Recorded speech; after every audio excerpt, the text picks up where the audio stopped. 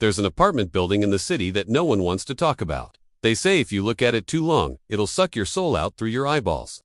Now, I'm not really into that sort of thing, but what I find spooky is far more real. Every tenant who's ever lived in that building has vanished without a trace. The cheap rent and good location always attract new tenants, but within months, they're gone. No forwarding address. No moving trucks. No goodbyes. It's like they evaporated into thin air.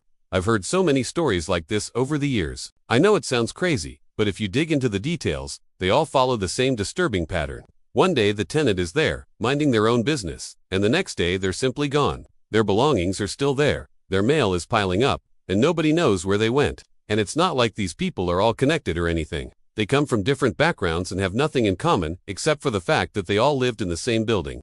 Now, I'm a reporter with a healthy dose of skepticism. I don't believe in ghosts or supernatural stuff, but I have to admit that this case is starting to freak me out. So today I want to tell you all about it and see if we can figure out what's really going on here. So let's start by talking about the building itself. It's located in a quiet neighborhood in a big city. From the outside, it looks like any other apartment building. It's got 4 floors, a few windows and a front door. But once you step inside, you'll realize that something is not right. The walls are covered in graffiti. The elevator doesn't work, and most of the apartments are boarded up. It's not clear when the building was built, but records show that it's been neglected for decades. The owner doesn't even bother to paint over the racist slurs scrawled across the stairwell, and the broken windows let in enough light for weeds to grow on the floor. Despite the building's reputation, new tenants keep moving in. They sign their lease, hand over their security deposit, and disappear. For example, in 2017, a young couple moved in. They were excited to start their new life together, but they didn't last very long. After 3 months, they were gone without a trace. Then in 2018, a single mother moved in with her 2 kids. She paid her rent on time and was always nice to the neighbors, but she suddenly vanished halfway through her lease. And in 2019, an elderly woman moved in. She had lived alone for many years after her husband passed away, but after a few months, she was gone. Each time a new tenant moves in, they have high hopes for the future, but they're never around long enough to enjoy it. Now, this is where things get really weird. When the tenants disappear, they leave behind their stuff. There are clothes in the closet, dishes in the sink, and furniture in the living room. It's like they packed up and left in a hurry, except they didn't. The police have checked the apartments, and there's no sign of a struggle or foul play. It's not like someone broke in and stole their stuff or took them somewhere against their will. Everything is still there exactly where they left it. And it's not just the stuff, either. Sometimes there are meals left on the table, half-written letters on the desk, and unfinished projects hanging on the wall. It's like their lives were put on pause. And then nobody came back to pick them up.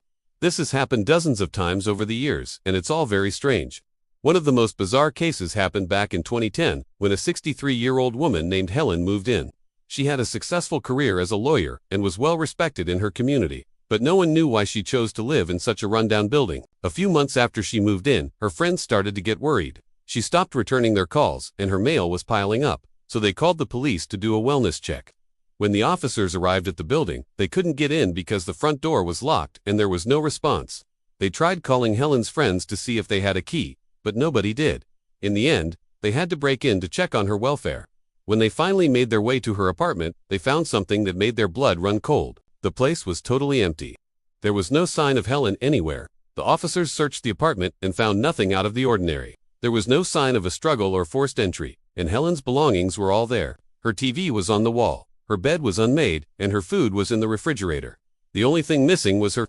They checked the windows and balconies, but there was no sign of a struggle or forced entry. It was as if she had vanished into thin air. Now, this is where things get really weird. You see, the police ran a check on Helen and found that she had been living there under a false identity.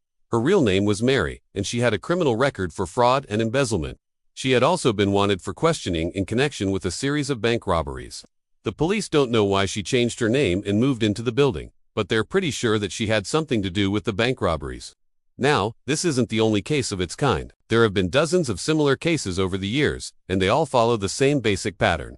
The tenants move into the building, and then they disappear. Their belongings are left behind, and nobody knows where they went.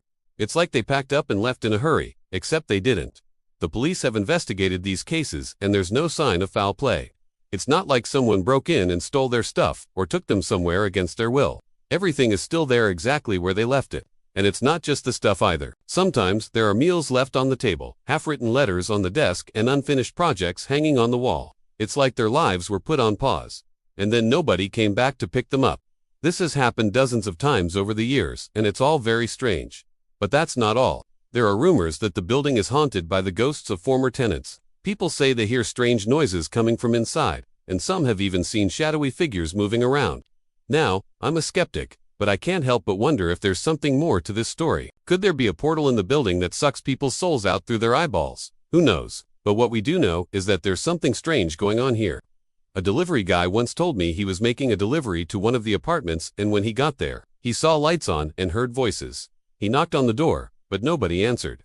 When he looked through the peephole, he saw a man standing on the other side. But when he opened the door, no one was there. The apartment was empty, covered in dust. That's when I started to think maybe I should stay away from this building. If you don't believe me, there are records to prove it. Dozens of families have vanished from this building over the years, and no one knows where they went. Some people say the building was constructed over an old asylum, and the ghosts of the patients are haunting it. Others say it's a portal that takes people elsewhere. The truth is, no one really knows what's going on here.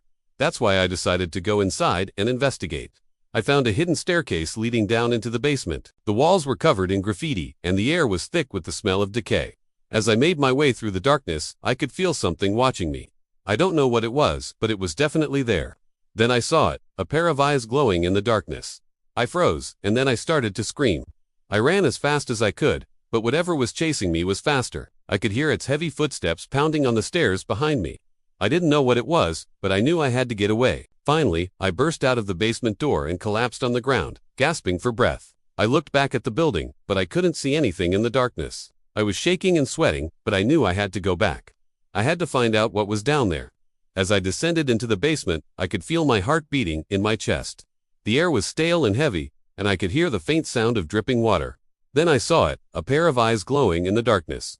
I froze, and then I started to scream. This video is scary enough already, but the scariest part is yet to come. The last clip shows him entering one of the apartments. The door closing. Silence. He was never seen again.